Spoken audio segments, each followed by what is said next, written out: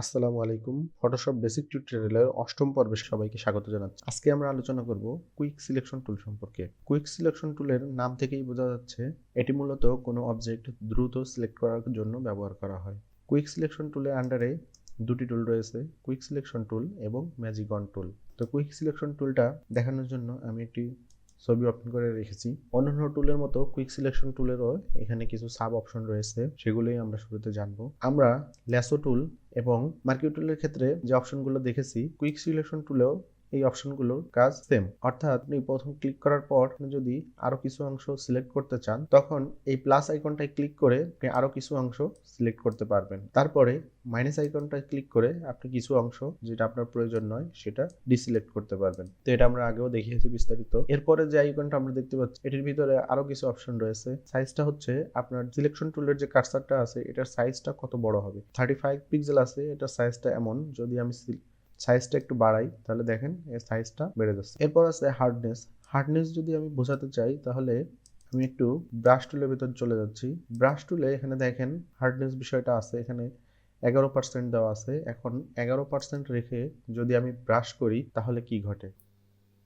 11% রেখে ব্রাশ করার পরে এমন হয়েছে, আমি যদি হার্ডনেসটা 100% করে দেই, তারপরে যদি আমি ব্রাশ করি, দেখুন এটা কেমন হয়েছে। অর্থাৎ যে এজটা আছে এজটা অনেক স্মুথ। অর্থাৎ হার্ডনেস যত কম এর এজটা ততটা স্মুথ, এবং হার্ডনেস যত বেশি হবে তত এর এজটা তীক্ষ্ণ হবে। এরপরে রয়েছে স্পেসিং। স্পেসিং অপশনটা যদি আমরা বুঝতে চাই তাহলে আমাদের আবারও অন্য একটি টুলের সাহায্য নিতে হবে, সেটি হচ্ছে কালার রিপ্লেসমেন্ট টুল। এই টুলটার আন্ডারে এখানে স্পেসিং অপশনটা রয়েছে। স্পেসিং যদি আমি কমিয়ে দেই এবং এই টুলটা দিয়ে ব্রাশ করি তাহলে দেখেন এমন হচ্ছে। আর যদি আমি স্পেসিংটা বাড়িয়ে দেই তাহলে দেখেন এটা কেমন হয়।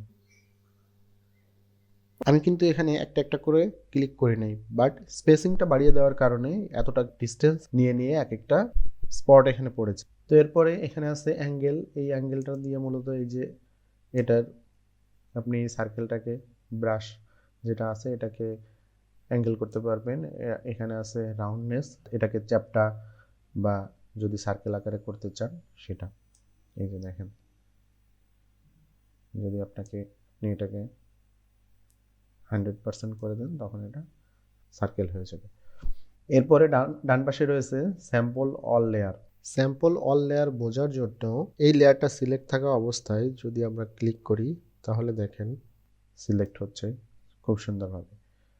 বাট আমি যদি এখানে নতুন আরেকটা লেয়ার নিই, আরেকটা লেয়ার নিয়ে এই লেয়ারটা সিলেক্ট থাকা অবস্থায় আমি যদি এখানে সিলেক্ট করতে যাই, দেখেন কিন্তু সিলেক্ট হচ্ছে না, সিলেক্ট করতে পারতেছে না। এর কারণ এই লেয়ারটার ভিতরে আমাদের কোনো সাবজেক্ট নেই, তাই সে সিলেক্ট করতে পারতেছে না। পুরো একটু সিলেক্ট করার পরেই পুরো এরিয়া সিলেক্ট হয়ে যাচ্ছে এবং পরবর্তীতে ভ্যানিশ হয়ে যাচ্ছে।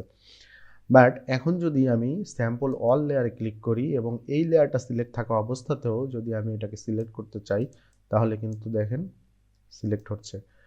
অর্থাৎ স্যাম্পল অল লেয়ারে সিলেক্ট টিকমার্ক থাকা অবস্থায় আপনি যে লেয়ারেই থাকেন না কেন অন্য লেয়ারেরও সিলেকশন সে করতে পারবে।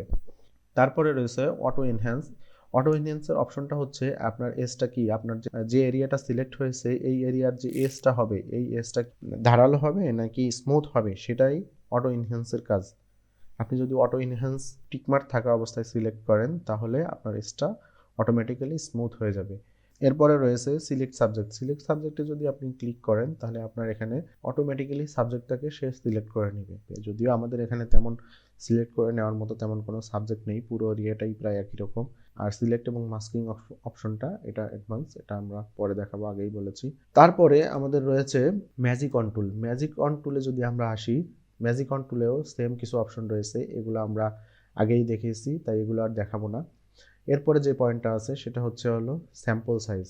এখানে স্যাম্পল সাইজে যদি ক্লিক করি এখানে অনেকগুলো অপশন দেখা যাচ্ছে। স্যাম্পল সাইজ কথাটার অর্থ হচ্ছে যদি আমি এই এরিয়ায় ক্লিক করি তাহলে প্রিসেটে বলে দেওয়া নির্দিষ্ট এরিয়ার ভিতরে যে সকল কালার আছে ওই সকল কালার সে পিক করবে, পিক করে নিয়ে ওটাকেই সে স্যাম্পল হিসেবে গ্রহণ করবে, এবং যখন সে সিলেক্ট করবে তখন পিক করে নেওয়া ওই কালারটাকেই সেই ইমেজের ভিতর থেকে খুঁজে সিলেক্ট করবে। তো সেটাই এখানে বলা আছে যে স্যাম্পল এরিয়াটা কতটা বড় হবে। এরপরে রয়েছে টলারেন্স। টলারেন্সের বিষয়টা যদি আমরা বুঝতে চাই তাহলে আমরা এখানে একটা ক্লিক করি, দেখেন টলারেন্স আমরা 100 দেওয়ার পরে কেমন সিলেকশন হয়েছে। এখন যদি আমরা টলারেন্সটা কমিয়ে 0 করে দেই এবং দেখেন ক্লিক করি, তাহলে সিলেকশনটা কেমন হয়েছে। অর্থাৎ টলারেন্স যত বেশি হবে এরিয়ার ভিতরে ওই ধরনের কালার যত থাক সে সবটুকুকেই সিলেক্ট করে নেবে, আর টলারেন্স যত কম হবে সে বড় বড় এরিয়া দেখে সিলেক্ট করবে। এরপরে রয়েছে এন্টি এলিয়াস।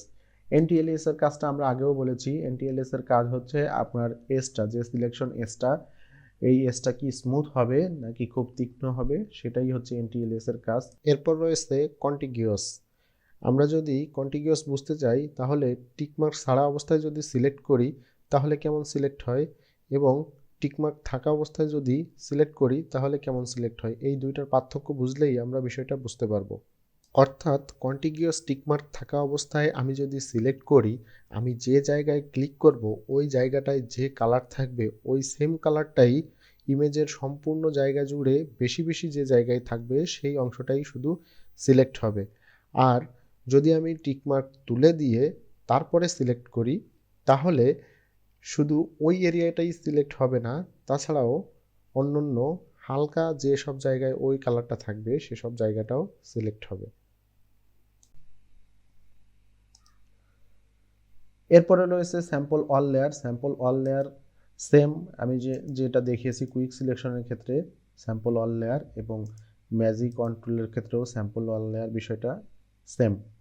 তো এই ছিল কুইক সিলেকশন টুল নিয়ে আজকের টিউটোরিয়াল। যদি এখানে বুঝতে কারো সমস্যা হয় বা নতুন কিছু যদি জানার থাকে অবশ্যই কমেন্টস করে জানাবেন। আর ভিডিওটি যদি ভালো লেগে থাকে অবশ্যই লাইক, কমেন্টস এবং সাবস্ক্রাইব করবেন। ধন্যবাদ।